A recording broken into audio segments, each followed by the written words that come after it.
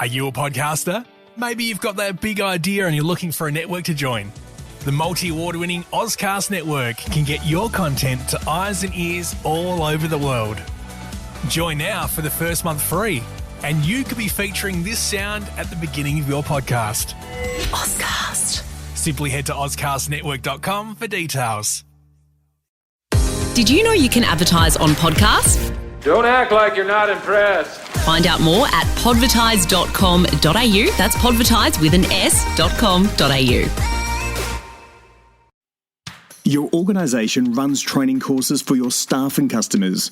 Only problem is it's time-consuming, inconvenient and costly. Take a leaf out of our book. The School of Hard Knock Knocks uses the online training platform by YZ, and our team and customers love it. It's simple to use, supports every media format, audio, video, text, and looks great on desktops, tablets and mobiles. And for a limited time, quote SHKK when you arrange a demo and get 10% off your first year's plan. YZ helps us deliver comedy courses around the world. Imagine what it could do for your organisation. YZ, that's WYZED.com. YZ, online learning made simple.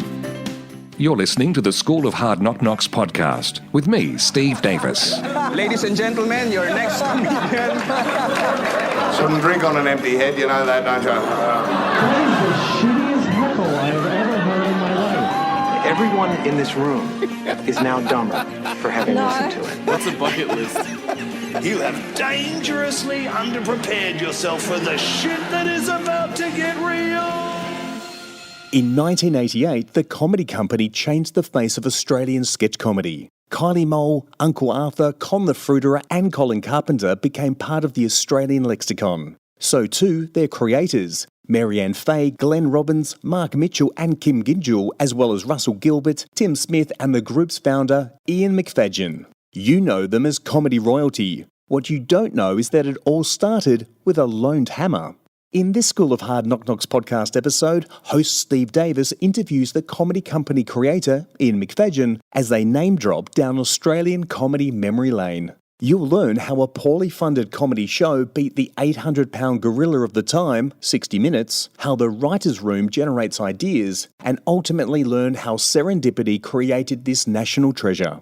And if you're interested in learning how to write comedy sketches, then stay tuned. In 2021, the School of Hard Knock Knocks is launching our sketch writing course. Learn how to write, edit, and even produce your own sketch show, with help from veteran comedy writers and directors. Best of all, your comedy will be turned into an actual Australian sketch comedy web series.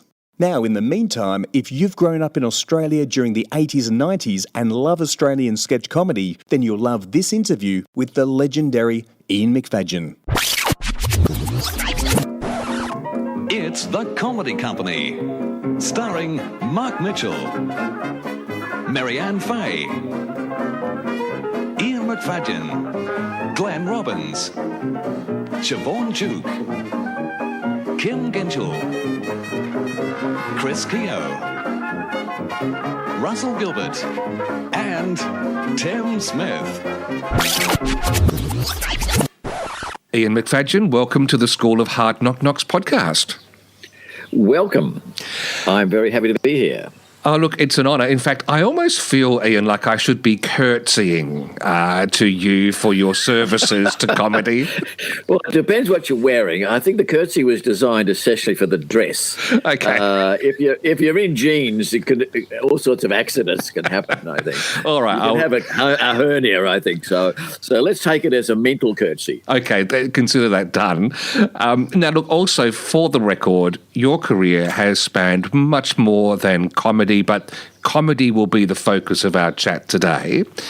I think that's the safe one to stick with. Yes, yes. Oh, if we get time. Anyway, look, that period of time, 88 to 90ish, the comedy company, it was a heady time for TV comedy here in Oz. You did that sketch production weekly. You captured our imaginations, you and your team. You forged catchphrases like they were going out of fashion. Yeah. What was the thing that triggered that? What inspired you to and the people around you to make this possible? It's a story I've told many times, and you would have thought that after these so many times, I would have been able to condense it down to some sort of simple kind of account of the whole thing. But I've never been able to, in a way, because you've got to go back so far. The origin of both Comedy Company and Fast Forward goes right back to, for me, 1974, when I was living in Fitzroy in Melbourne, and I resigned my job as a teacher because I wanted to be a full-time writer of movies and plays and so on. And of course, immediately was starving, and I was working as a carpenter. And a friend and I had a little kind of carpentry business in Brunswick Street, Fitzroy, where we sort of making tables and chairs for the sort of hippie people who wanted little homemade tables and chairs. And one day, this very big, tall, fat man came into the shop saying, could he borrow a hammer? And his name was John Pinder. And we said, oh, you want a hammer? What are you doing? He said, oh, my partner and I are renovating an old shop down the street. We're going to turn it into a kind of a theatre restaurant. So we wandered down the street. And John Pinder and his partner, Humphrey Pollard, who had bought this little old, like a fish and chip shop, were painting it out and putting in these little tables. And there was a tiny little stage. And they wanted to turn it into a kind of a tiny little entertainment venue. It had a sort of little kitchen under the stairs. And we said, well, you can't, this is chipboard, John, you can't use nails, you've got to, we'll fix it. So we built some tables for them, and that little shop became the Flying Trapeze. And I'm sure anyone who's talked about comedy in Melbourne would say that little restaurant, the Flying Trapeze, became the starting point for so many people, Rod Quantock and Mary Keneally and Los Tres String Barcus and myself, and it was really a long time after that. It wasn't until about 6 or 7 years later when my friend Peter Moon rang me up and said, did you want to do some comedy as a group? Now, I was working in the ABC at the time. I was a television producer by then. I'd got away from the carpentry. And we ended up doing one of our first big gigs at this tiny little cafe called the Flying Trapeze. By then, of course, John Pinder had opened this much bigger venue called the Last Laugh over in Collingwood, which was a big kind of sat about 200 people downstairs and had a little stand-up venue upstairs. And that venue is where people like Richard Stubbs and Wendy Harmer and so on got their gig. At around about the same time, Rod Quantock and Mary Keneally had opened their cafe, which was called the Comedy Cafe, which was just down the road from the Flying Trapeze, where Peter Moon and myself and Wendy Harmer and Marianne Fay did our first shows. So by the kind of early 80s, you had, for the first time in Melbourne, all these venues where comedians could, I won't say make a living, because you were kind of getting, if you're lucky, if you were a headliner, you might be on $100 a week, doing a full-length show. Wow. But for the first time, you could actually have enough gigs to kind of make a living out of doing comedy. Now, some people were doing stand-up like Richard Stubbs and Wendy. Some people were doing sketch comedy like Peter and myself. And they were doing sketch comedy at the Last Laugh. So I was directing a few shows there, and this is when people like Chris Keogh, Glenn Robbins came into the scene. So by the time you got to the middle of the 80s, there was a real population of comedians, sketch writers, stand-up comedians, all working in these venues. And it all really came from, I owe it all to my hammer that I lent to John Pinder, or rather the screws I put into his tables, that it was the setting up of those little venues that created a comedy industry. The last step was to how to get these people onto television. And that came about also through a rather weird thing, where in 1984, the Australian Film Commission set up this thing called the Comedy Fund. Now, this was at the behest of John Clark, the great comedian who unfortunately now has passed away, and a couple of other producers, Bob Weiss and Karen Altman. $100,000 for somebody to make a pilot for a television show. Channel 7, Gary Fenton at Channel 7 in Melbourne said he would be interested because they were looking for comedy, but nothing was working. So I got together with pretty much all the people I knew, Steve Vizard, Wendy Harmer, Mark Mitchell, Peter Moon, Glenn Robbins, and so on. And we spent quite a few months in my house on Sunday afternoons just writing sketches. And we did a pilot, and Channel 7 accepted it. But they wouldn't pay for it. They said, we'll give you a studio, but we haven't got a budget. Our budget's controlled by Sydney. Sydney not interested in Melbourne. Now, I looked at what we had left of the 100,000. There was about 70,000 left of the $100,000. So I calculated we could do 8 shows, which is ridiculous. It was like $8,000 a show. But we did this show called The 11th Hour, which went to air at 11 o'clock on a Friday night in Melbourne only, because Sydney wasn't interested. And we did this show at this absolute shoestring. It was like paying the absolute equity minimum, writers' gold minimum on everything. And we managed to do 8 shows for about $8,000 each. Now, the show had some really awfully bad stuff in it, but it also has some very good stuff in it. It was really where, I suppose, people like Steve Izard's very good writing talents came out, and where the acting talents of people like Mark Mitchell and Marianne Fay came out. In that show, it didn't work as a show, but we did in that show have Uncle Arthur, and at one point, and later on we brought in Colin Carpenter as a sort of a guest spot, and Marianne Fay did this schoolgirl character who didn't even have a name then, I think. Anyway, the show was cancelled. In the end, Gary Fenton said, I love the show, but he said Channel 7 will not pick it up. They will not finance it, so thanks very much, bye-bye.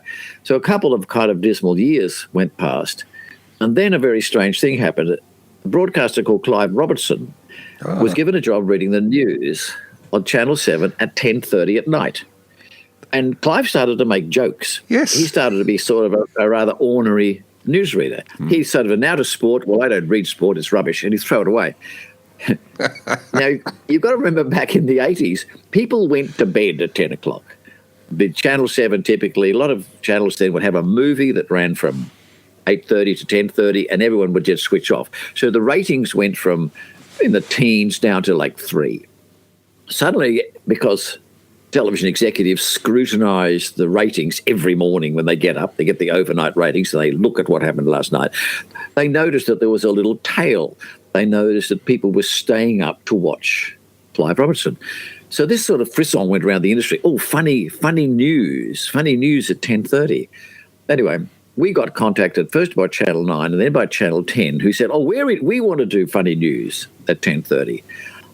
In the end, Channel 9 changed their mind. They went with Graham Kennedy doing a show called Coast to Coast, which was a guy called Ken Sutcliffe reading the kind of headlines and Kennedy ad-libbing jokes about it. Then Channel 10 said, well, we hear you're talking to 9. Come and talk to us. The only thing I had got out of the 11th Hour was a really good kind of 30-minute show reel of all our best characters. So Channel 10 actually gave us a gig. They let us do a pilot. And this is the sort of funny unknown thing about the comedy company, was that the original pilot we did was for a late night current affairs show. It was actually Mark Mitchell and myself sitting on a desk sort of doing this was the day that was, kind of satire on politics and things like that. But because I knew some nights you'd have trouble filling up a half-hour show just of political satire, we whacked in our characters. We thought, well, let's have some people doing the layperson's view on the news. Let's have the shopkeeper's view. Let's have the schoolgirl's view. Let's have a pensioner's view. Anyway, in the end, Channel 10 said, well, we're not going to go with that. We're going to have Don Lane doing kind of talkback radio at 10:30 at night, which is one of the worst ideas in the history of television. But they said, we love this show and we love those characters. Would you do an earlier time slot?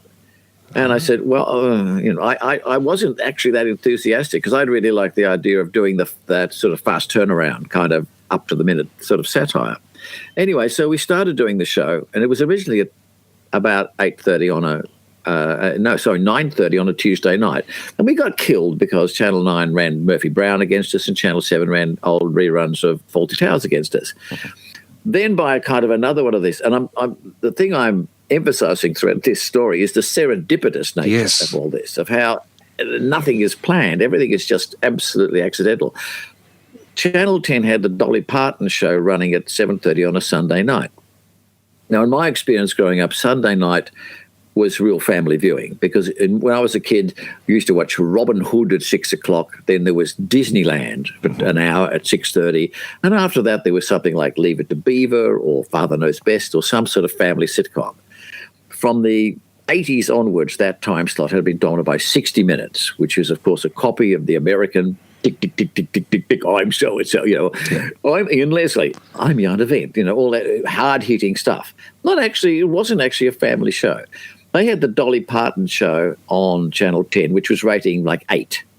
I think 7 had a puppet thing called Alf, which was about an alien. 60 Minutes just dominated that time slot. It used to rate in the high 30s, which in the old system means that you had about a third of the television sets in Australia on a Sunday night watching that show. So Channel 10 said, well, these guys can't do any worse than Dolly Parton. Let's put them on at 7:30 on a Sunday night. And so our 7th show in 1988 was moved to Sunday night, 7:30. We rejigged the show, the format of the show, because it was originally more like a kind of a Saturday Night Live with a host and was more late night. We made it family viewing, and we ran people like Kylie up front in the show. And we sort of started creeping up. And we started at Easter 88. By kind of May, we were getting up into the 20s. By June, we matched 60 Minutes. By July, we kind of dominated them. We went up into the high 30s. 60 Minutes went down to like 20, and we were like 38. The network was gobsmacked, and we were completely baffled. Our discussions, our creative meetings, were, why are people watching us? What the hell are we doing? But that's the sort of the long and bizarre saga.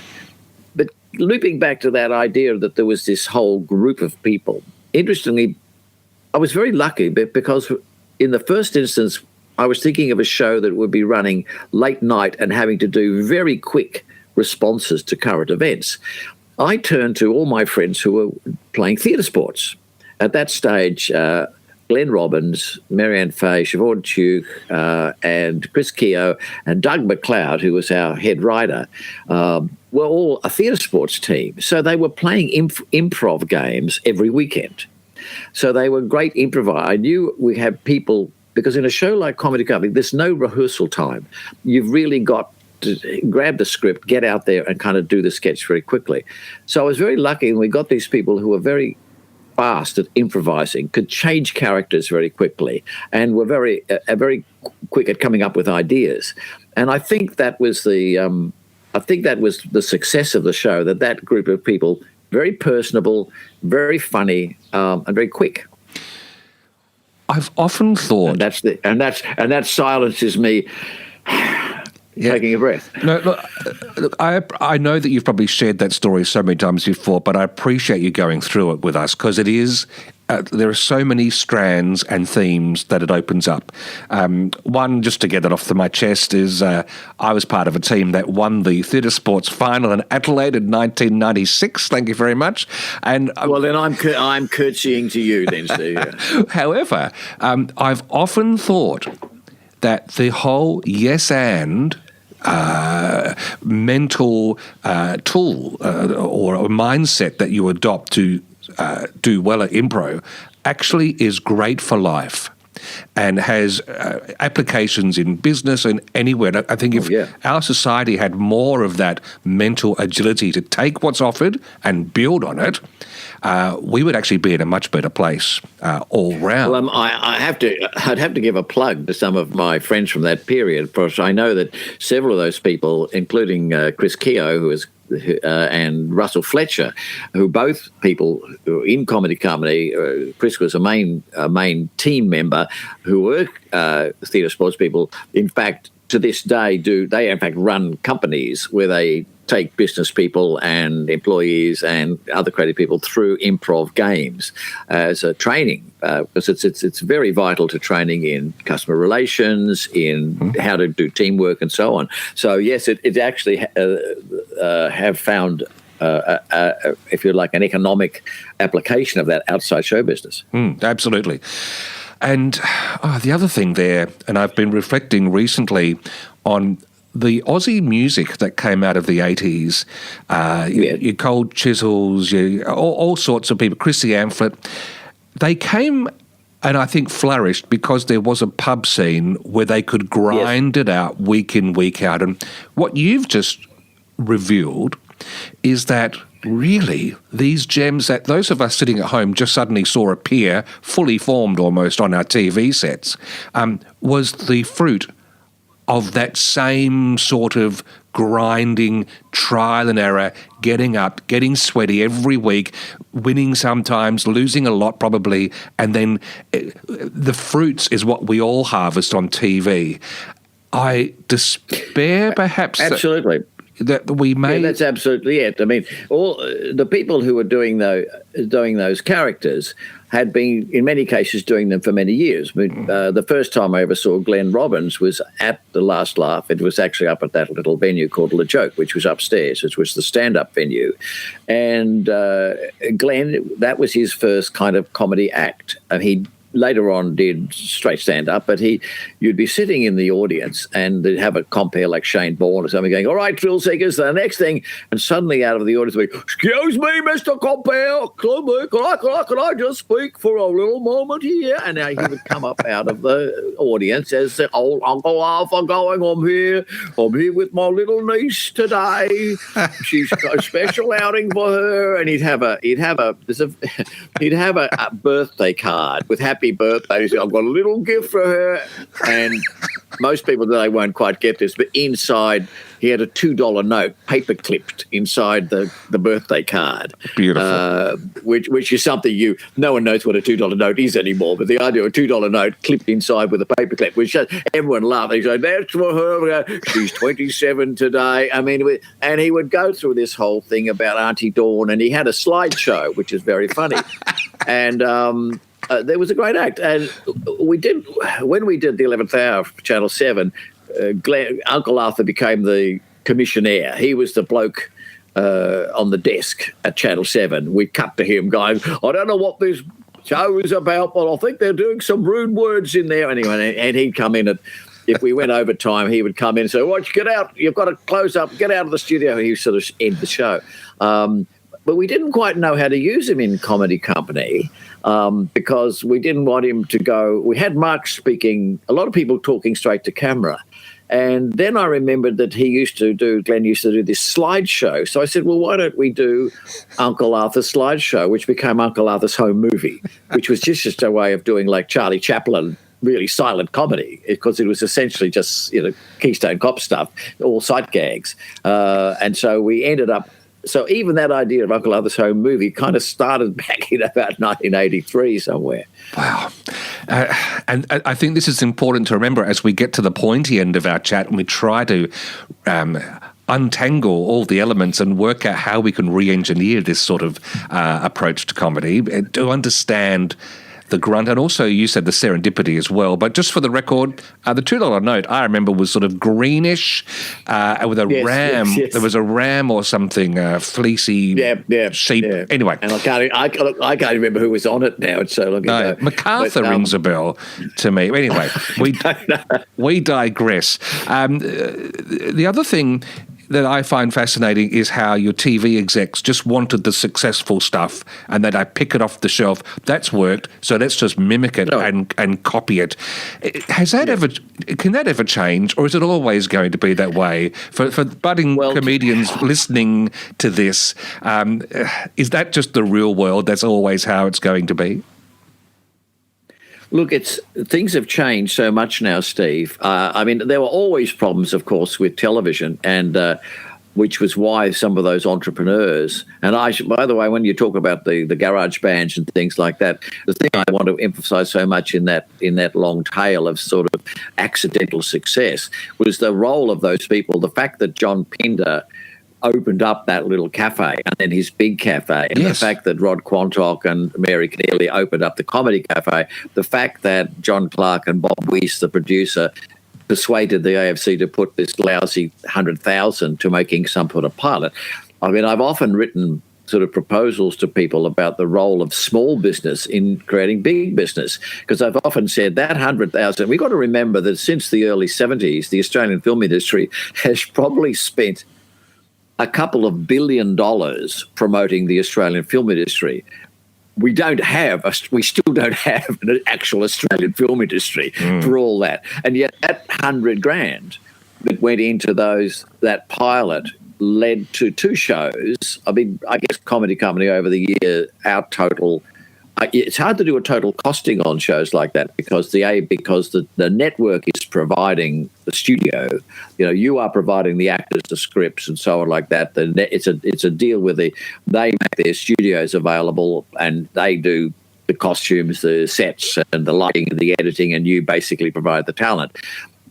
To do a total costing on Comedy Company, it was probably, I don't know, not a huge. I mean, a comparatively low budget was probably around $5 million a year in production, and fast forward to Channel 7 was probably more because they had a bigger budget or so. But in the end, a lot of people were employed because fast forward went on to Full Frontal, and there's also the spin-offs from that.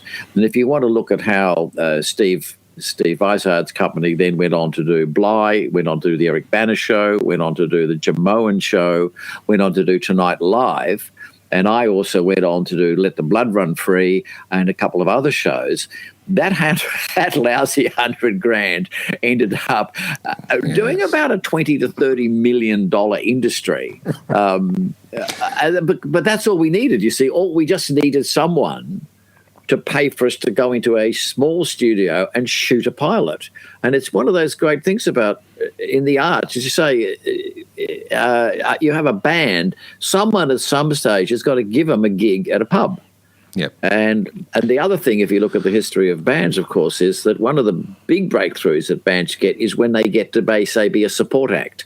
So what happens is a headliner, comes out, whoever, Fleetwood Mac comes out from America, and your little band, whoever they are, the Rock Spiders or something, gets to come out and they actually do very well. Those little breaks, which are done by managers and I mean, how much work did people like Michael Kudinski and these people do of course, to promote Australian music? So, those people who are often unknown, they're often not so known to the public, but they're the actual people who give everyone a go.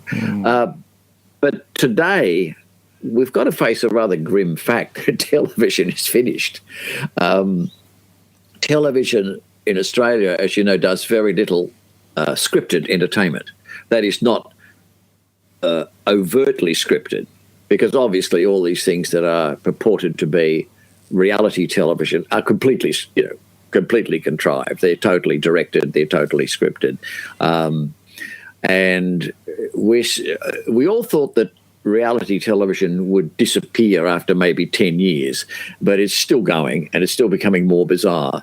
And it's a funny business, reality television, because it has all the elements of scripted television or acted television. It just doesn't use writers or actors. No, so costs are lower. Yes. Well, yeah, well, absolutely. Once television producers in the world discovered that you could have all the elements of drama without actually using actors, with all their tantrums and their demands, things like wages and things like that, these unrealistic demands like payment, that why would we ever need writers and actors again? Well, we can just everyone can be a star now. Well, on that, with technology, things change, and Industrial Revolution, you had big factories, and then with computers, the cost of owning the means of production dropped because all you needed was a laptop.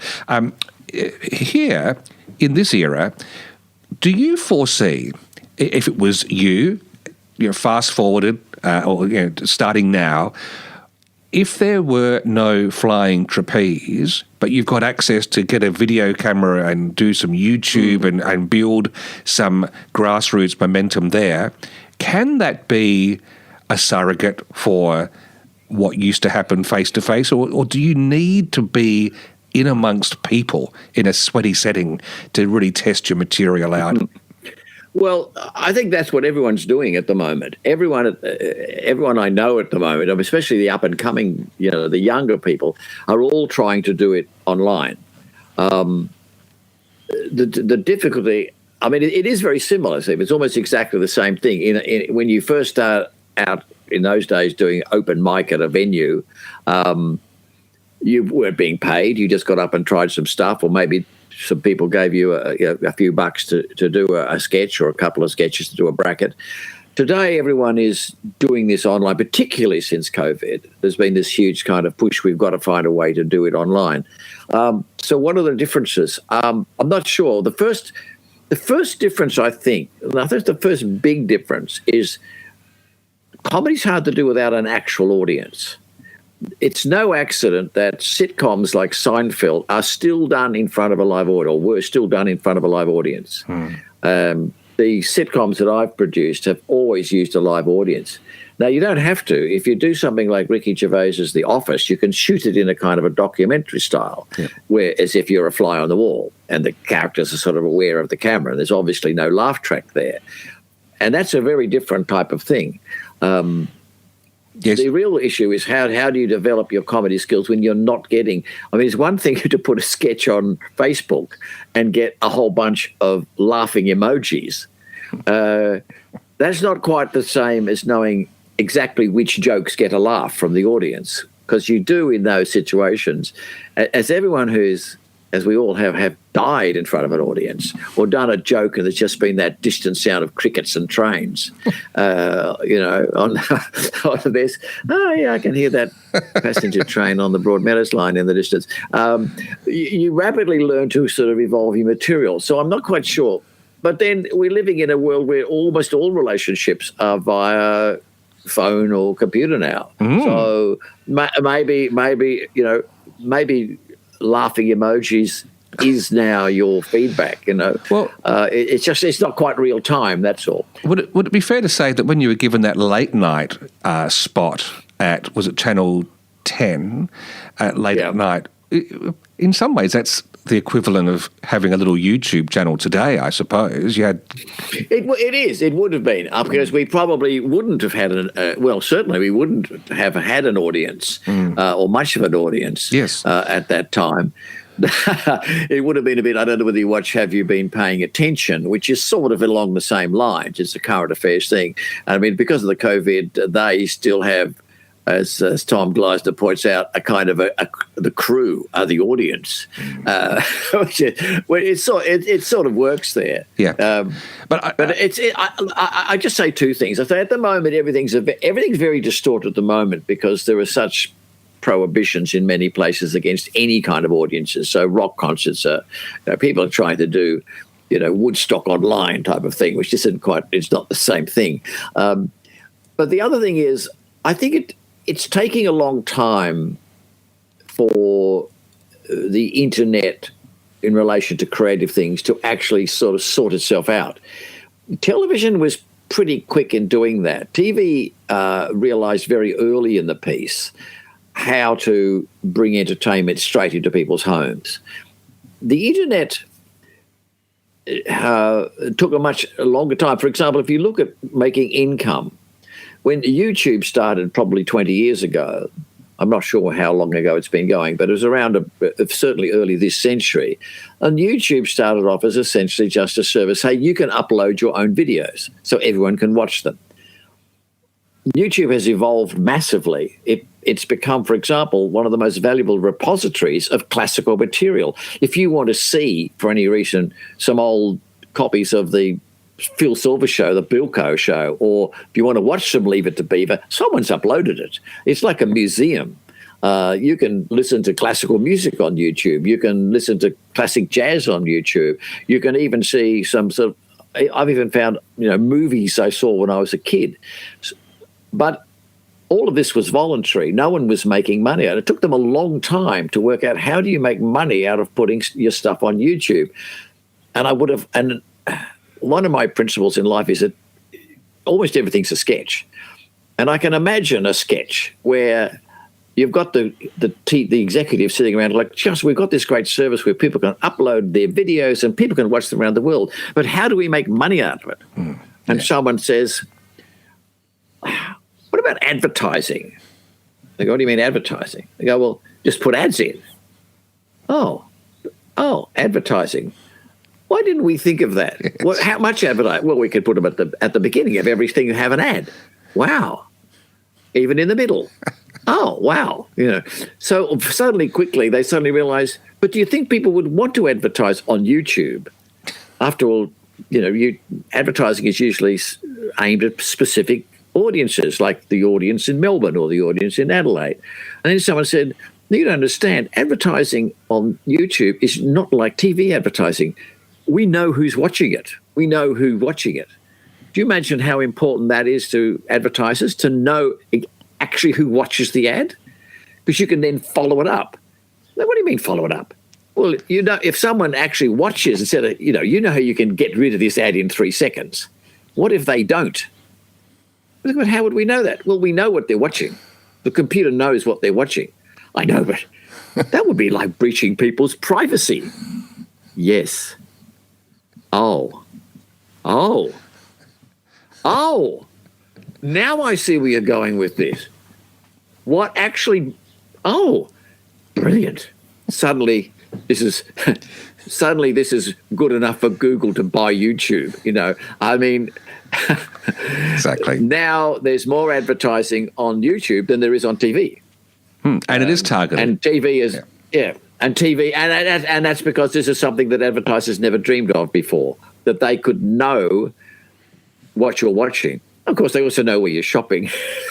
They know what you're Googling. Oh, yes, and they're even listening to us doing this. I mean, marketing is my day job, so that's what I'm in that world. And it's fascinating. Even podcasts these days, they have little pulses, so a live ad can be fed that's local to you, no matter where you're listening. It's amazing. That's right. But but the funny thing about it was that it took them a long time to work that out. Absolutely. It was actually the internet was kind of altruistic for quite a long time. Yes. Whereas television never was. I mean, television, particularly in America, was always, hey, we're commercial friendship. We want to put stuff that people watch. But the internet started off as a way for people in universities to share scientific data back and forwards. And it actually took them a long time to go, how can we make money out of it? So, of course, the breakthrough was we just have to violate every personal right. That's the key. That's right. We started, why just spy on people? My God, this is brilliant. So now there is possible, I guess, for you to make money out of the internet. The first successful one I knew was there was a girl called Natalie Tran in Sydney, which was about 10 years ago, who started doing little monologues about, she was a child of Vietnamese immigrants. And so she started doing that kind of ethnic comedy about what's it like, going to school and her life and so on like that. She was doing very, very well. But also you've got to understand you've got to, in a way, understand the technology for that. And most creative people are not programmers, they're not IT heads, and so there's still a sort of a lack of entrepreneurs who know how to match the talent to the money, I guess. Yeah. Well, if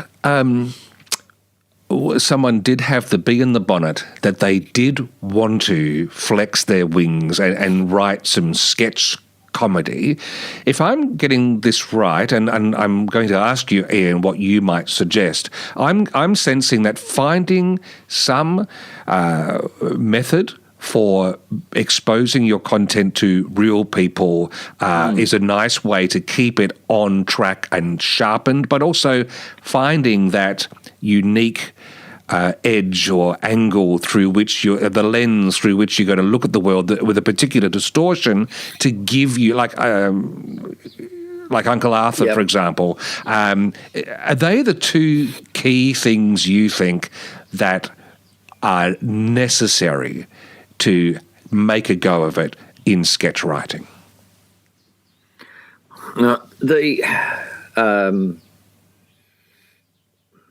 There's a few points. I've run a lot of courses, of course, on comedy writing and so on like that. And in the end, the things I've always emphasized are, first of all, find other people to work with. Because if you can get the other members of your team, it could be just two people. But a lot of comedy writers have worked in pairs. And that's not to say they couldn't write a sketch by themselves, but there's a point where they read the sketch to their partner and they go, that's really good, but it needs a better ending, blah, blah, blah. So there's a great strength in teamwork. I can't think of anything lonelier than being just a sketch writer sitting at home, and I know because I think I've been this from time to time, writing sketches, but you don't know who they're for, The second thing is even though writing's important, I still believe that comedy is ultimately a performer's medium. And see, the Monty Python guys, it's interesting. Imagine if Monty Python, that team of 5 writers, didn't perform their own sketches. What if they wrote that stuff and then gave it to another bunch of actors to do? I don't think it would have worked, because, when John Cleese wrote his characters, he was writing characters for him to play, and that only Cleese could play those kinds of characters. And so there's a definite advantage to being a writer-performer. If you're not a performer, then I think you've got to find some performers. I think and it's much, much easier to write material if you've got a Mark Mitchell who's got this character. I mean, Mark's not a writer. Mark was a brilliant character actor. But once he came out with, "Hello to you, gentlemen. I've got beautiful fruit for you today." As soon as we got that character, people like Doug McLeod and myself sit down and go, "All right, well, his name's Con Nicoletis. I'll go in. I've got some 5 beautiful daughters, Rula, Tula, Phila, Sula, and Agafi." Mark had a basic character and a set of jokes. And the question was, well, how can we fill this guy out? Okay, he's got a wife. He's got a cousin. How long's he been running the fruit shop? What are his family problems? So we're able to take that and turn it into a kind of a little mini sitcom, which, by the way, it's worth noticing, this thing about performers, that there was a sort of a golden age of American sitcom a few years ago, which had things like Mad About You, Everybody Loves Raymond, Home Improvement with Tim Allen, and, of course, Seinfeld. The interesting thing about those sitcoms is all of those principal characters, all of those actors, Ray Romano, etc., Tim Allen, were former stand-up comedians who did comedy about those very topics. So Ray Romano of Everyone Loves Raymond used to do his stand-up comedy about being married, about having kids. You've got these kids, and you got to take your kid to the bathroom, and it's embarrassing because, you're in the men's room and your son's in the cubicle and you've got other guys in there, and suddenly says, "Hey, Dad, it won't come out," And and Tim Allen, of course, is Tool Man, yes. In Tool Time. Tim Allen, have you ever hear his early stand-up? Was, "I'm a tool guy. I go to see." It's like, "Oh, I see those tools, in the hardware. Oh, I don't know what that is, but I want it." So they were kind of exploring the territory of those characters. And obviously Jerry Seinfeld's stand-up is exactly the same as the comedy in the TV show. But you bring in other writers and you go, that's the character, that's the style, write some stuff for them. So my second advice is, if you could find... If you're not a performer, if you are a performer writer, that's cool because you can write stuff for yourself to do. But if you want to just more of a writer, if you find a terrifically talented performer who's got a good character or something like, write for them, and hope when they become famous, they keep hiring you. Yes. And make them dependent on you in some way. But the third thing, of course, Steve, is just there's still that kind of economic thing. I didn't mention this before, but one of the reasons, and this is particularly with sketch comedy, one of the reasons why it took a long time to get sketch comedy up on television was because sketch comedy is a very expensive form of show. If you look at those old shows from Laugh-In or the Dave Allen show that did sketches, typically in a sketch comedy show, you'd have a sketch set in a bar room. The next one might be in a ship. The next one might be two explorers in the desert. Mm-hmm. These are all separate sets. This takes a lot of money. And so sketch comedy shows were very, very uneconomical in that regard. It was okay if you were as Dave Allen in England doing sketch comedy because you had like the whole BBC props department there. If you wanted to do a sketch about Queen Elizabeth, there's probably a Queen Elizabeth gown and wig somewhere in the BBC costume department. Mm-hmm. But for Australian shows, the idea of that, of having building all these sets and things like that, and this is the same problem if people want to say sketch comedy online. How technical is it going to be? Do you require to be on a location? Is it 2 cameras? The Comedy Company was also done very, very simply. Kylie Mole was sitting in front of a single canvas flat with some posters on it.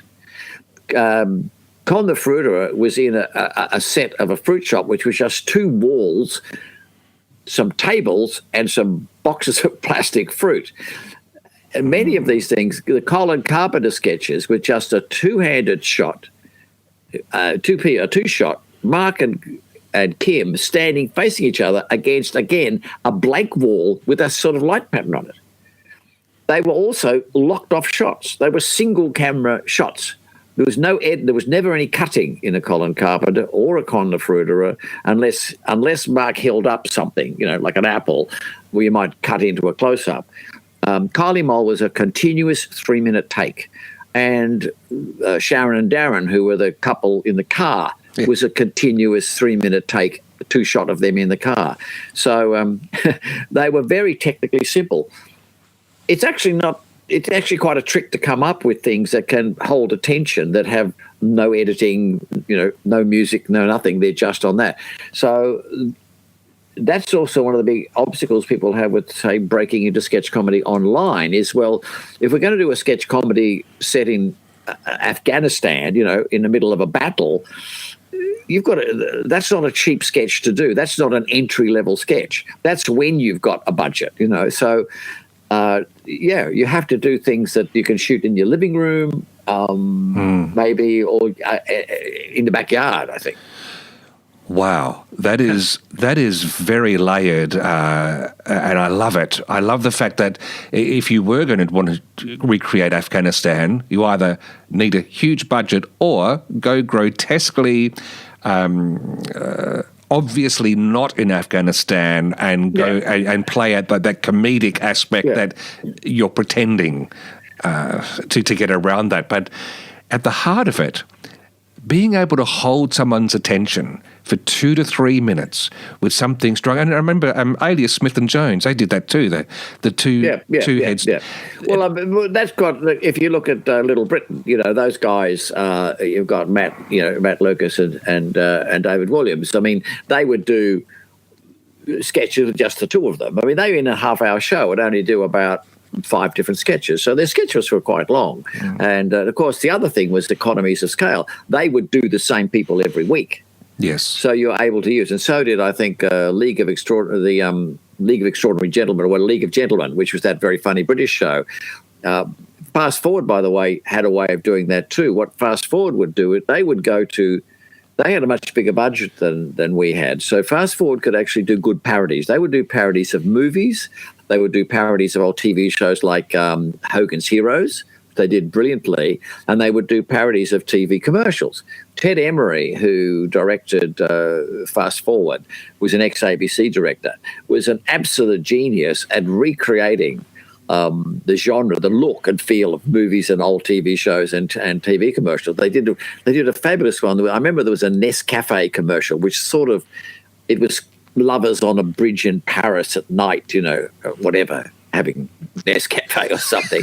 It was like you look at it, was like a $10 million shoot. Ted, took the crew out to Prince's Bridge in Melbourne, and lit it with a couple of lights and put a filter on the lens, and it looked exactly the same. But what they would do is they would get the writers to write maybe 6 versions of the sketch. So if you're doing a courtroom drama, having gone to the trouble of setting up the courtroom and having all the people in costume, they might do 6 different versions, and then they would strip that on maybe on different weeks, or versions in the same show. So that's kind of. Most people don't think of this, but there are sort of economic issues that can come into play when you're trying to do this, because you are trying to do something for a certain budget and get bang. And would you then self-censor within the needs of the budget? You would have a great idea and decide, oh, gee, we can't do this. Well, it's always an issue of whether you can sort of do the same idea somewhere else. I guess. Can you transfer it? Well, you've got to drill down sometimes to say, well, what's essentially funny about this? And I mean, and this is why there's sort of.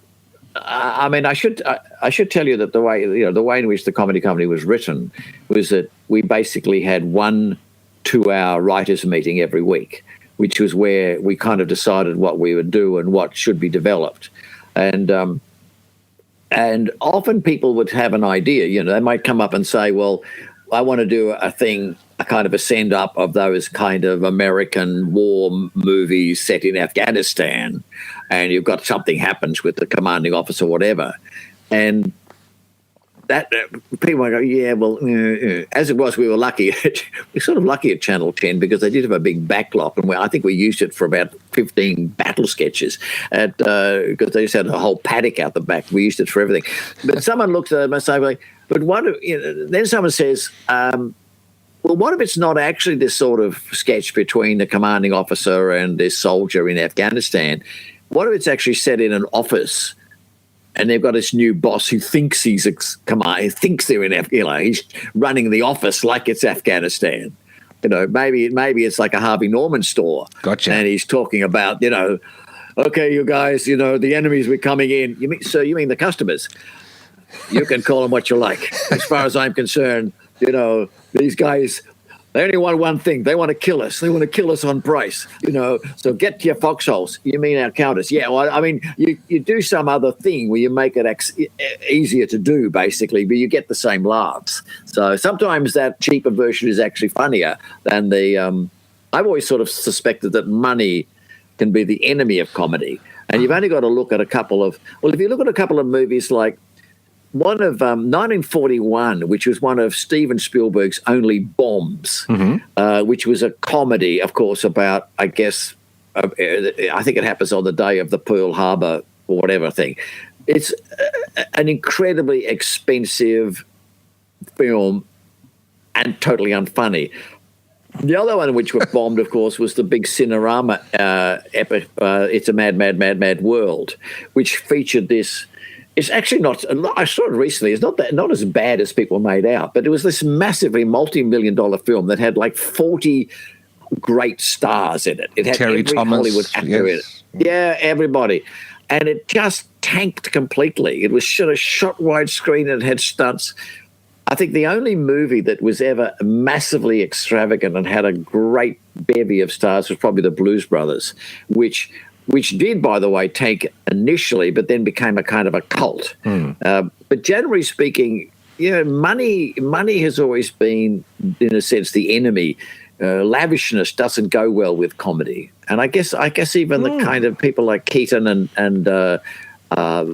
Charlie Chaplin kind of knew that, because there was always even though some of their stuff was incredibly elaborate, it never looked big budget. It looked simple, even there might have been a lot of sort of trouble to do the stunts and things they did. But those great comedians, Laurel and Hardy, everything was always kept very local, very domestic. Even if they were in the desert, it was still kind of low budget comedy, but very funny. I've pondered a long time about creativity and having resources or not, and often wondered whether creativity thrives best when there are restrictions around it, where it's got to negotiate against limitations, as opposed to, here, blank check, go for it. Absolutely. I mean, I think that's where in a sense, the true creativity. I mean, we know true creativity doesn't come from having ideas.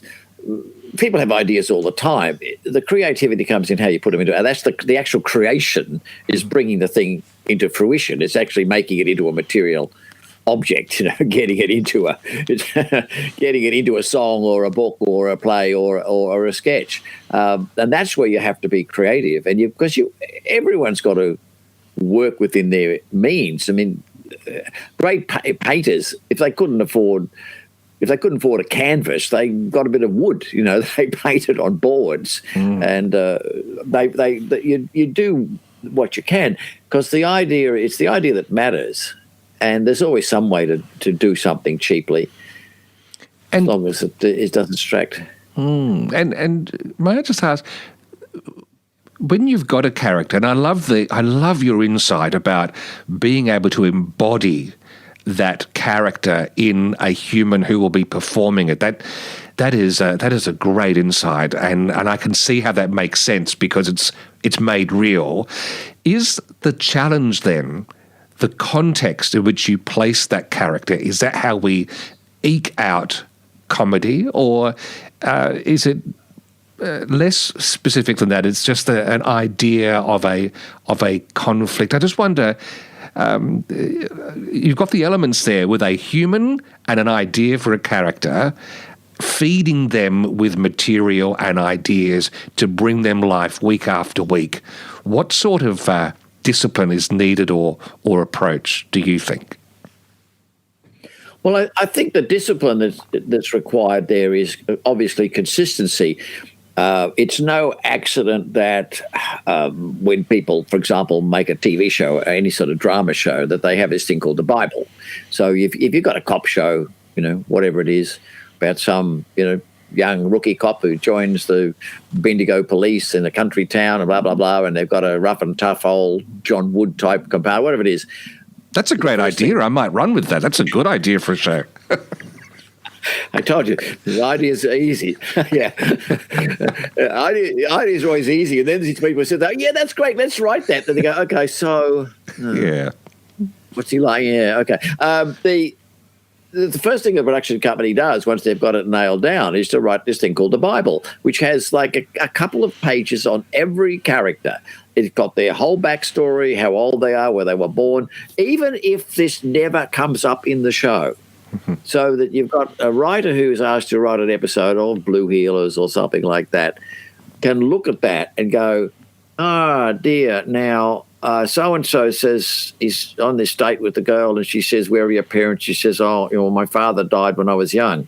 Well, did he? Just go to the Bible and go back. And, it's not there. You might have go to the script editor and go, Mark, did his father die? Well, we've never thought about that. Well, let's have it. Okay, do you want him to die? Yes, I want the father to die. Okay, when? Well, I want him to have died when Mark was 18. Okay, let's put that in. Now that's part of every other writer has to conform to that. So that idea of creating the reality of your character. So with Con the Fruit was a good example because we had a basic thing for that, but we then created his kind of family and we created his wife, Marika. And then, of course, Mark said, Ian, can I play Marika? And we went, what? Yeah, I'd like to be Marika. So we said, okay, we'll do Marika. And what happened was we did an episode. I know this is completely nothing to do with what you asked me, Steve, but we did an episode in 88 where about 2/3 the way through the year, we decided we would do a gender change, a sex change episode where we would have like female equivalents of males and vice versa. So we'd always had Glenn Robbins and Tim Smith in a car as two dub cops, okay? And so we changed it to two. We had two policewomen there. And when it came to Con the Fruit, we said, well, this week, it's like ladies' night.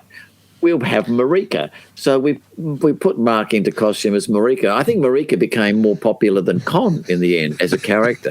So I don't even know how I got onto that then. But the idea of fleshing out the characters. So the first thing, obviously, you've got to have a consistency about the character. You've got to know the character. And in Australian context, of course, obviously Barry Humphries and Edna Everage is the great example of that because, I mean, Humphries is alone on stage as the character, and he has no set, and there's no sort of, unlike Uncle Arthur, he never did Edna's home movies to sort of show us anything. Humphries had to create the stories. And, of course, he gave her daughters, Raylene or whatever, and Raylene got married. And so he evolved, if you like, a whole sitcom about his family, about Edna's family and so on. And that's the sort of first thing I think you've got to, if you do your character, you've got to know who your character is. And what was the second part of your question? Well, it seems like that would pay the dividends. And what you've basically outlined there is it's a harking back to restrictions, because if you've got some particulars about your character, when the dad died or what their favourite colour is or something, then you've got that to react against when you're coming up with an idea for a scenario. And the other thing, of course, is that whenever you're doing these characters, I mean, you're really you're really talking about the audience. I mean, the characters got to relate, just as a stand-up comedian, you've got to relate to the audience. So the characters' lives got to be their lives in some way. And, I mean, that one of the interesting things about, I think, when Nick Giannopoulos and the guys did Wogs Out of Work in Melbourne, which was a very, very successful live show, they had the idea of let's get some kids, let's get, a Greek guy, someone, and we'll have a couple of Greeks, we'll have an Italian, we'll have a Spanish guy, we'll have, I think, the Hung Lee, who is a Vietnamese comedian. Let's do a show about being wogs. And they, it's one of the best sort of live shows. They ran for almost a year at the Athenaeum in Melbourne, and then they later on went on to do Acropolis Now, which was a Channel 7 TV show based on the idea. But what they were essentially doing in that show was that they were showing that the experience of growing up a wog in Melbourne was pretty much the same as everyone else had. They had all the same problems, plus a few extra ones, because grandma spoke Greek and sat on the front porch wearing black all the day, yelling at people going past or whatever, or what it was like having a Italian mother who wanted to feed you up spaghetti all the time. I mean, they put their own sort of, we said, we've all got these are our problems. You've got different set of, you non-wogs have got a different set of problems, but we've got problems, but they're all identifiable. And it's an interesting thing. I mean, it happened very much in America because for some reason that I don't think anyone's ever satisfactorily explained, about sort of 80% of all successful American comedians are Jewish. So much so that we've sort of learnt all the kind of tropes of the Jewish life. So everything from Woody Allen through to Jerry Seinfeld and his parents and all those kind of guys, they've created a sort of a paradigm of the Jewish mother who wants the son to be a doctor or whatever, and all the ructions within the families and so on, which by the way are very much the same as in the Italian family. So all of this stuff is recognisable. It's funny. It's not us, but it's kind of is us at the same time. We understand all of those problems. So all of those. I mean, obviously the comedy company was I said, Fast Forward was as a show based around a satire on the media. It was based around an aesthetic which no longer applies of someone changing channels. I mean, they even had the idea you had click, click, and you had hash on the screen, which no one would know unless they grew up in an era where there was a dial on the TV where you went from Channel 7, you went click onto Channel 8, which was just grey hash, and then click onto Channel 9. But they used that as a paradigm as what is it like sitting on a TV just clicking through with a remote control? And that's why they didn't finish their sketches, because they would have a sketch and you'd jump out of it to something else and come back to it later, just like someone going around the dial. Comedy Company was about... Sorry, go on. I was just going to say, Monty Python did a similar... used a device where they would just... crash out of instead of going towards a classic punchline, they were able to just jump out. I guess used sparingly that can work, but it seems to me like a lazy bit of writing in some ways. But they were also... Monty Python was sort of aware that they were on the BBC, and since their whole raison d'etre was sort of to satirise British life and British culture, because that's what they were very much... It was a send-up of Britain, everything from having gay judges, like, oh, I had a great day today, I banged my little gavel, stuff which would probably be regarded as offensive today. But they were sort of, they would send up, I mean, the BBC hated them because they would do things like halfway through the show, they'd run the credits, and then they'd have a BBC logo, and then they'd go into sort of, now we present, profiles in Christianity with Dr. And people are going, what did the show just finish? And then after, wait a minute, I think this is still the show. Yes, is that John Cleese in a dress? I mean, it was sort of, and that's why they had so much of. But Comedy Company we didn't do a lot of media send-ups for the reason I was just explaining. We couldn't afford it. Yes. We didn't have the sets to do a send-up of Rambo or whatever like that. I mean, unless it was a pretty crappy-looking send-up. We were focused very much on suburban life, on Australian suburban life. And we picked characters. The appeal of our characters was that they were kind of characters that hadn't been done before. They were, to me, they were profiles of what the Australian population was like. Remember that prior to Comedy Company, most characters on television were either like Hoax. It was like, "G'day, stop. Yeah, what's going on, Hoax?" You know, or I reckon there's a couple of Sheilas down a pub. We like, "Oh, I like Sheilas." I mean, there was the moron, sort of surfy, whatever, gobbo character. And then there was, with the Naked Vicar show, again, Julie McGregor playing Narelle, you know, and that kind of Nolene Brown is sort of, "You know what I said to my husband? What did you say to him?" So it was all very much that rather old Australian kind of character. And we were kind of acutely aware that there was a whole lot of other range of Australians who didn't all talk in that kind of voice, and also that the voices had changed. The story behind the Kylie Mole accent was quite an interesting one, because Marianne Fay came from a family of 6 girls, which she was about the third. And the older girls in the family spoke in what I'd regard as the sort of accent that I speak in, which was the sort of that people who grew up in the 50s. The younger daughters spoke in a completely different way. They speak a little fast like that. And said, "Well, she has a sister who is a PhD in physics." And I'm sure if she ever hears this, she won't mind it. She's the most brilliant woman. She not only has a PhD in physics, she went and did a law degree so she could become a patent attorney. Gee. She was working at the university, and I would go to visit her and say, "How's it going at the university?" "I just feel stupid like that. My boss like that. She's a real dickhead." And he just went, and it was just... It was a new Australian voice. It was a sort of, they spoke real fast like that, and you had to really listen quickly because you just missed what they were saying about all that. Sort of, "Oh, you went down there the other day. He was just talking all this, you know," and we just didn't realize what he was talking about. And oh my God, I have to record this and play it back slow speed to actually hear it. But she picked that up, Marianne picked, she was basically doing an imitation of her younger sister's voice, which was the way girls were starting to speak in the late 80s. And it wasn't the same as the "You're not wrong, Narelle." It wasn't the same as, "Oh, why did he?" That was a totally different voice. So bringing people up to date in a way, it was an update on what Australian voices sounded like. Yes, there's 2 things here. One, it seems to me like there's always going to be an appetite for something like this because we're always changing. And so holding up that mirror, if we're clever enough to make it entertaining and engrossing, there'll be an opportunity. But secondly, with Kylie Mole being based on one of her younger sisters, Uncle Arthur was a relative of Glenn Robbins, etc., do you suspect that characters based on real people have a greater chance of longevity than the fabricated from whole cloth character?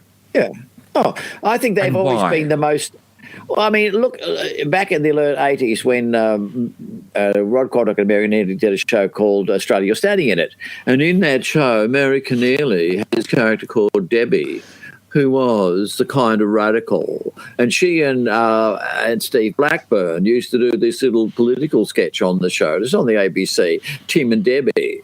And they would just like talk in that kind of hippie, kind of slightly drugged out way. And Mary Keneally was a brilliant comedian. And they would just do these analyses of things. What's really interesting about Blondie, is that she, really has a great influence from the African Americans. And Deborah Harry is just brilliant. She's very influenced. I mean, you can actually sort of detect the black roots in her music as well as her hair. I mean, they just had all those sort of gags. And then, of course, if you look at fast forward with Magda Szubanski doing that chain-smoking kind of, I said love, I said doll, I said love, I said it's not going to happen, and she then goes, da, da, da, da, da, and I said, darling, love, listen, love, darling, love. And Magda is also very brilliant at capturing those ways in which people talk, not only their speech, but also you're revealing the thought processes that go on, behind the speech. So I must admit, I haven't seen anyone recently capturing, I don't know whether maybe we don't have as distinctive sort of changes in speech or mannerisms these days. Well, that's interesting. You actually, Ian, you're making me think, because my girls play netball, and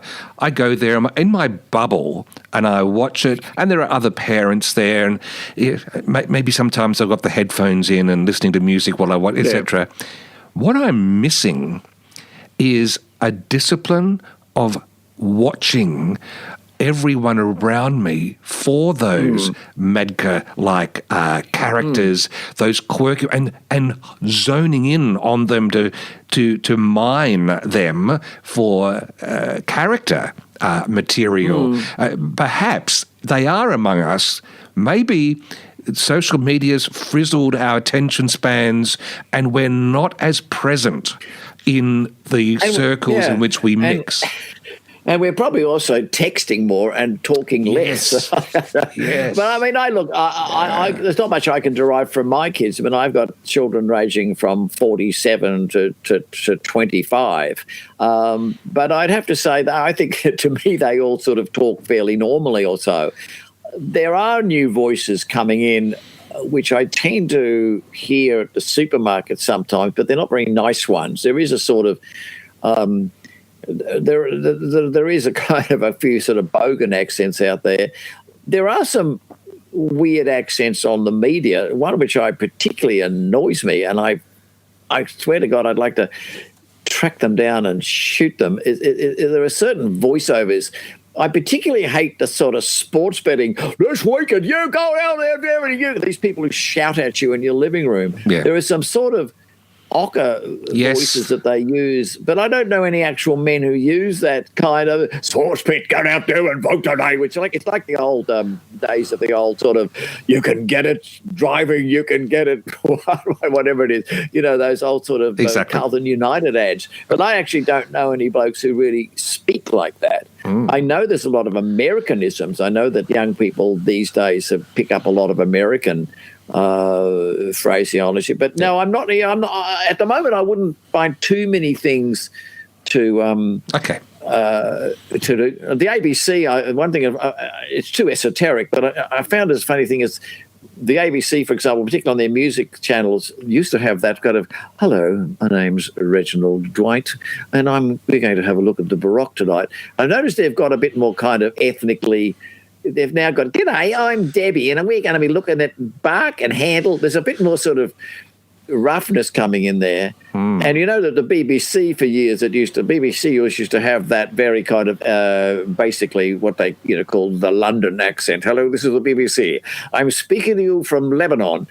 But, of course, the BBC had a process a few years ago, an actual policy of bringing in more kind of local, regional accents. So now the situation in Syria has escalated. We cross over to Angus MacLeod, speaking from Damascus. Hello, here in Syria. There's all sorts of... I can't be even to interpret what the fuck... I cannot... Can you subtitle this guy? So, yeah, that... Well, look at their Prime Minister. Well, there's actually another one over there. It sounds like a mouth is full of marbles. It's from England, and I couldn't. Anyway, now we're sounding like old white men complaining. But I just think the only thing I can conclude, I hadn't really given much thought to whether what the modern. To me, the weird voices are now. In the media. I mean, I find most people in real life. I can kind of understand them, but I'm increasingly kind of saying to my wife, "What did they say?" In that movie, and the American voices have become very differentiated massively. And anyway, that's which of course the people who are having great fun with all this, of course, are places like Saturday Night Live, where they've got these characters like Trump to kind of. To do impressions of. So there's a sort of a golden age of impressions there. Well, there is. That's true. All right. My goodness, I've just looked at the clock. I didn't mean to hold you so long, but do you ever think a committee could craft a character for some sketch writing? Can you do comedy by committee? Nominate one, but let me go back to the idea of comedy being a performance art. It's no good crafting a character unless you've got an actor who can do that character. Unless someone can bring that character to life, then you're going to be pushing it a bit, I think. I mean, the big danger with a committee coming up with a character and saying, "Oh, can we get someone to play that?" is that you can end up just with a stereotype. I mean, I wouldn't say that you can never do that, because you'd have to look at a show like Yes Minister, which the people in Yes Minister, the actors in that were not comedians, but they were very, very gifted actors. And once you created the character of Jim Hacker, then they were, and Sir Humphrey Appleby, and all of the people, because the British are brilliant at this. I mean, the British are brilliant character actors, and they were able to, obviously, once they created those characters, once Sir Anthony J created the characters of this sort of naive green Labour MP suddenly becoming a minister, and up against this sort of Sir Humphrey Appleby, this wily old Whitehall bureaucrat who realises that he runs the department, not the minister. Then those actors, Nigel Hawthorne and what's his name, Jeffrey, I remember his name, but took it on brilliantly there. But most of the times, I think the actor, the performer, comes first, and then the actor. Tony Hancock had created his kind of his character early in the piece. They Galton and Simpson just designed the shows around that character of this rather preposterous Tony Hancock, by the way. And there's also this thing about getting back to the times. Tony Hancock's character in the Hancock shows, of course, was a paradigm of Britain. He was a symbol of Britain in the 50s.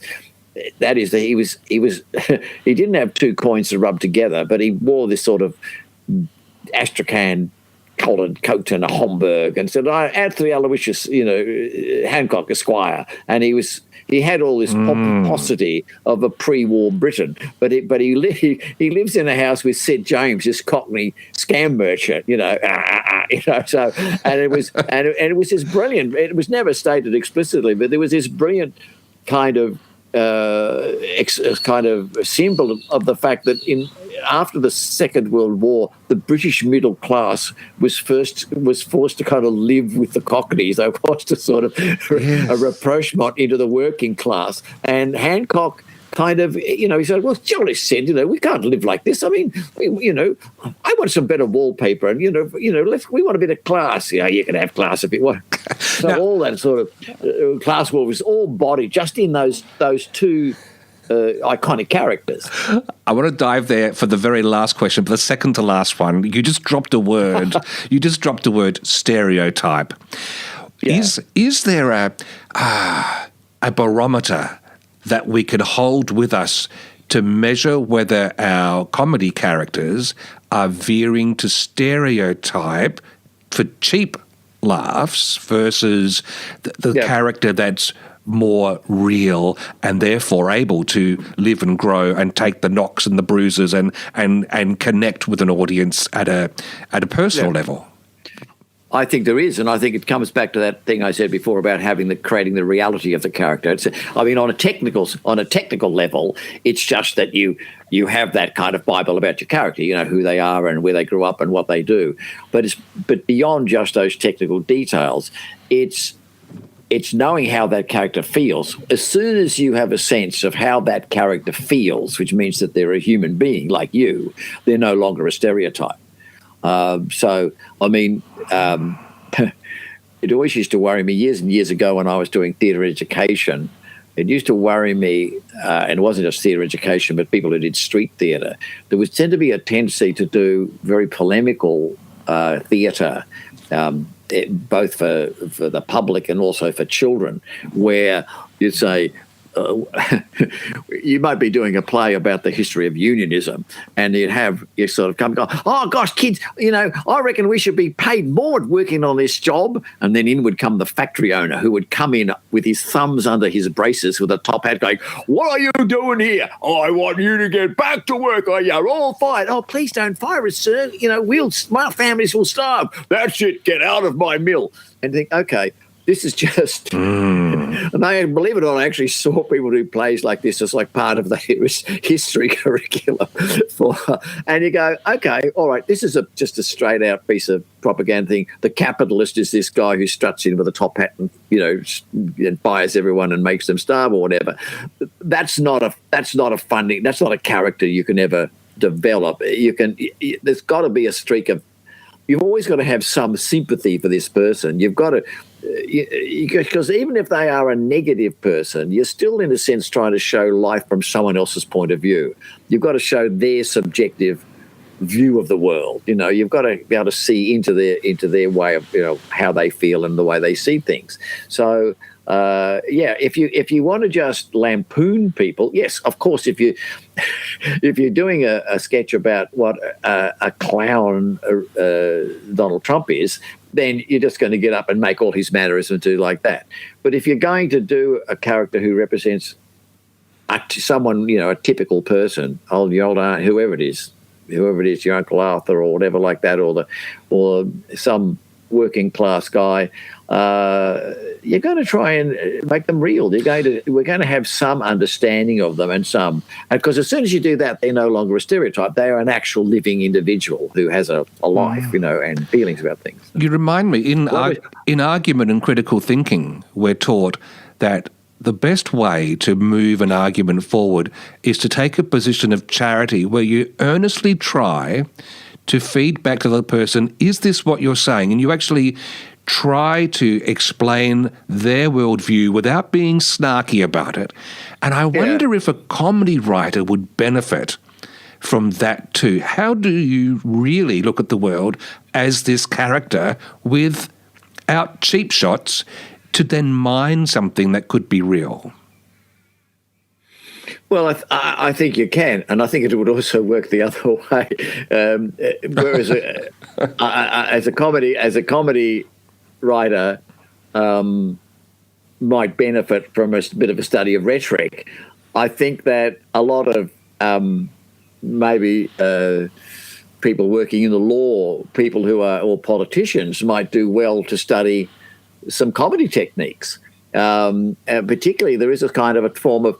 It's always interested me that if you look at comedians like Louis Black or say Jerry Seinfeld Seinfeld's comedy to me has always been a kind of rhetoric, and because it's sort of it's put forward in a sort of a quasi-argumentative style. And I was giving a demonstration a little while ago. I was saying, in America, one of the big critical issues, say in jurisprudence, is the issue of whether a murderer is culpable for their crimes if you can show that they're mentally ill. And one of the ironies, and this is my original studies in criminology coming out. Sorry about this at this late stage. It pops out sometimes. One of the ironies of the issue, say in America, of the death penalty is that, in a sense, you could argue that the more vile or the crime is, that is, the more people this person has killed, that's an even greater argument for they're actually mad rather than evil, But anyway. Oh wow! So there is an argument there that, in fact, if someone has actually murdered and dismembered 25 people, surely that argues that they are in fact ill. But if you put it in Jerry Seinfeld terms, it would be like, some people. Some people think that, it's hard to tell, is a person evil or are they simply crazy? Seems to me, if you were going to write some kind of test to find out whether a person was mentally ill or not, the very first question you'd ask is, do you enjoy meeting, dating, killing, dismembering, cooking and eating people that you've never met before? And I think if you got a yes to that question, you don't need the rest of the test. So that's not a very good Jerry Seinfeld impersonation, but that's the way his kind of comedy works. I think if you get a yes for that question, you don't need the rest of that test. You've got your answer there. So there is a style in his it's an argumentative style, and I think that there's no accident that many of the people we admire as politicians those people like Robert Menzies or Winston Churchill or Gough Whitlam, who from time to time have demolished their opponents with a zinger. They've just come back with that perfect response because, in the end, comedy, as you say, comedy can expose contradictions, hypocrisy or whatever. The perfect joke, in a way, just explodes somebody's presumptions or it explodes a falsehood in logic. I love this. I think to go outside the confines of just thinking writing comedy and tap into things like rhetoric would actually do very little other than bolster the depth of the sort of context and scenarios and characters you might come up with. We all benefit from that. Well, I think, it's in there. Even little things. I was watching the other day, Michael McIntyre does a great thing about going to a hotel. Because the stuff's everywhere with us. He talks about you go to a hotel and you decide to make a cup of tea and you've got a kettle but there's no sink. So you have to go and fill your kettle in the bathroom. You go into the bathroom and you put it in the sink. But the tap is so low that you have to kind of tilt the kettle in. You can sort of put it into the sink and then turn it upright to get the water into the kettle. You fill the kettle, and then when it's filled, you have to get it out from under the tap. And in order to do that, you've got to tip it sideways so all the water goes out of the kettle. And people just fall about laughing because it's absolutely true. It's incredibly hard to fill the bloody stupid kettle in the bathroom because the sink's so low. So you only can ever get like a quarter. So in the end, you have to fill the kettle in the bath. and it's true. If you're lucky enough to be in a hotel room that's got a bath, then you have to sort of fill the kettle. So, okay, I've got my bath water here, and now I'm going to make a cup of tea, And then he goes into the whole thing about, so if I go have a shower, and I think, is there a soap? Is there a shampoo? No. Once upon a time, you used to have little bottles. You had the sap, you had some sort of hand cream, and you had some soap, and you had some shampoo or whatever. Now you have one bottle, and you look at it, and it is combined hand wash, hand cream, facial scrub, shampoo, conditioner, and a whitener for your coffee. So, the elements of truth in that are what have the audience really collapsing with laughter because he's brilliant at fastening onto these bizarre anomalies. Why can't they make the bloody taps in a hotel bathroom at least high enough that you can put the kettle under it? Yes. Anyway. And what I heard from that anew, having just had this conversation with you, is the discipline of rhetoric that allows you to break everything down to the bit-by-bit blow. And that's where you have this chance to pause on how ludicrous aspects of that is. Yeah, it's joy. Yeah. And I think one of the underlying, if you like, where that kind of comedy, which of course became known as observational comedy, and observational comedy wasn't always around. Comedy used to be much more sort of my mother-in-law. It used to be very sort of. It was really in the early 80s, and I didn't ever see it until I went to America for the first time when I was already in my 30s, and I actually went to a few comedy clubs on the East Coast, and I actually saw people talking about observational stuff, and I thought, oh my God, this is what stand-up's all about. You get someone talking about to a fairly young audience going, don't you hate it? Don't you hate when you're doing exams at school when you're up? You're up like for 3 nights in a row, just cramming, memorizing, and you get to the exam in the morning. It's 9 o'clock in the morning, and you go in and you sit down and you got your pen ready, and they proceed to then give you the instructions. They go, all right, you may write on this. Oh, come on, hurry up! It's all leaking out. It'll be gone. By the time you say go, I'll have forgotten half of it. Come on, I'm holding on to all this memory, and the audience is very laughing because again. In actual fact, I came back after that and I spoke to my friend Peter Moon, and we were starting to do stand-up comedy at a place in Melbourne, and I was giving demonstrations of it, and we started doing that. We started doing that. This is about 1982, and we started having stand-up comedy nights where we were doing this observational stuff about being at school and how isn't it great we used to school in the old days when they had, two things you never think you'd put together: asphalt playgrounds and kids in short pants. Wasn't that a great idea to have kids falling over on asphalt with short pants, And I had a whole thing about how you spent your whole childhood with these huge scabs on your knees, because you're always going down. And didn't you love those? You love those those drinking fountains, which you like those bubblers, just which you have your mouth over. Someone whack you on the head, you lose your front teeth, and all that kind of stuff. And it was very interesting. I noticed in the following year, every comedian in Melbourne was starting to do observational stuff. So it's not. It's a fairly it's a 40-year-old discovery, that stuff. But what drives it is that there are so many irrational things in the world that we put up with every day, and they're little. There are little things like how the hell do you fill a kettle in a bathroom sink? But cumulatively, they drive us nuts. And so when you've got an audience of 1,000 people, wherever it is out the Apollo, and Michael McIntyre is out there talking about these things, he's mining a rich load of residual frustration that we have of these all accumulated crappy, stupid, badly designed things that beset our lives on a daily basis, even more so with modern technology. Wow. All right. That's all I have to say. I'm about 5 kilos lighter, Steve, having expended all of this. Well, I've got one last. I'm a much smaller man than I was at 9:30 this morning, I can tell you. Now I'm laden with an extra 5 kilos. And you've put on weight. Yes. See, so as our way communication's all about. As our way of saying goodbye, a bon voyage, I do note that a couple of years ago, I believe you were to host a cruise to Edinburgh, a comedy cruise. Yeah, I am. Of course, times of COVID, that's not going to happen anymore. So one of the things you did on that was show classic comedy to people and have a joyful time.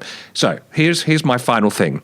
It's COVID now. You're now stranded on a little island. The ship can't move. What comedy from yesteryear would you have with you that will keep you sharp and fresh and prod you to keep creating comedy? What are some things that we should dig out of the treasure trove of YouTube to have with us? Oh, well, I can only give you a sort of a rough field favourite comedies that I always laugh at. Any of the great movies that were made by Carl Reiner and Steve Martin in those early days, like A Man with Two Brains and Dead Men Don't Wear Plaid, which I love. Classic, my favourite sort of comedy film of all time, Dr. Strangelove, which was certainly the best thing I think that Stanley Kubrick ever made, which is such a wonderful film because it's the only film in the world that ends up with the world blowing up and everyone being happy.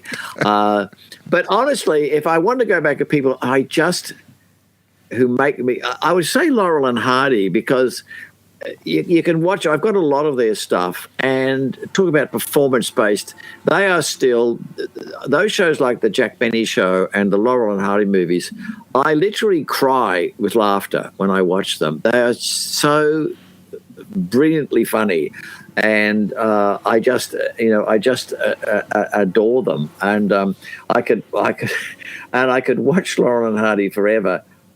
And again, what underlies it is there's just this tremendous humanity in the characters that you feel for them both so much, and you like them so much, even though they do this extraordinary kind of visual, often very violent comedy, but it's just incredibly hilarious. So they would be my desert island comics, I think. Ian McFadyen, thanks for the way you've enriched and enlightened our culture, and thanks for joining the School of Hard Knock Knocks podcast. Oh, please don't blame me for that. I don't want to be held responsible for our culture. That would be the word. Thank you, Steve.